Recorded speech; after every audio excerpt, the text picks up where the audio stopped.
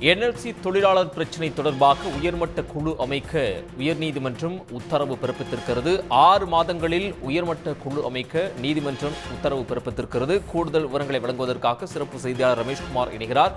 ரமேஷ்குமார், இந்த வழக்கு விசாரணை தொடர்பான முழுமையான விவரங்கள். பணி நிரந்தரம் உள்ளிட்ட 16 அம்ச கோரிக்கைகளை வலியுறுத்தி என்எல்சி ஒப்பந்த தொழிலாளர்கள் சங்கத்தின் சார்பில் வேலை நிறுத்த போராட்டத்துக்கு அழைப்பு விடுக்கப்பட்டிருந்தது. இதை எதிர்த்துதான் என்எல்சி நிறுவனத்தின் சார்பில் சென்னை உயர்நீதிமன்றத்தில் வழக்கு தாக்கல் செய்யப்பட்டிருந்தது. அதுல சட்டவிரோத போராட்டத்திற்கு தடை விதிக்க வேண்டும் என்று அந்த மனுவில் கேட்டுக் கொள்ளப்பட்டிருந்தது.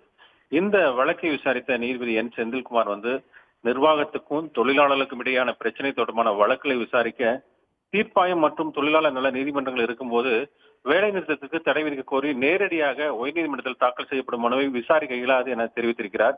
இந்த விவகாரம் தொடர்பாக மத்திய தொழில் தீர்ப்பாயத்தில் நிலுவையில் உள்ள வழக்கை விரைந்து விசாரித்து முடிக்க வேண்டும் என உத்தரவிட்டிருக்கக்கூடிய நீதிபதி நீண்ட காலமாக நிலுவையில் உள்ள என்எல்சி நிர்வாகம் மற்றும் ஒப்பந்த தொழிலாளர்கள் இடையான பிரச்சனைக்கு தீர்வு காணும் வகையில 6 மாதங்கள்ல உயர்மட்ட குழு அமைக்க மத்திய அரசுக்கு நீதிபதி உத்தரவிட்டிருக்கிறார். அந்த குழுவுல மத்திய தொழிலாளர் நலத்துறை மற்றும் நிலக்கரி அமைச்சகத்தைச் சேர்ந்த அதிகாரிகள் இடம்பெற வேண்டும் என்று அவர் சுட்டிக்காட்டியிருக்கிறார். மேலும் என்எல்சி துணை பொதுச் மேலாளர், கடலூர் மாவட்ட ஆட்சியர் மற்றும் அங்கீகரிக்கப்பட்ட மற்றும் பதிவு செய்யப்பட்ட தொழிற்சங்க பிரதிநிதிகளும் அந்த குழுவில் இடம்பெற வேண்டும் என்று நீதிபதி உத்தரவிட்டிருக்கிறார். நிலுவையில் இருக்கக்கூடிய அனைத்து பிரச்சனைகளுக்கும் தீர்வு காண உத்தரவிட்டு என்எல்சி நிர்வாகம் தாக்கல் செய்திருந்த அந்த வழக்கை முடித்து வைத்து உத்தரவிட்டிருக்கிறார். ரமேஷ்குமார், தகவல்களுக்கு நன்றி.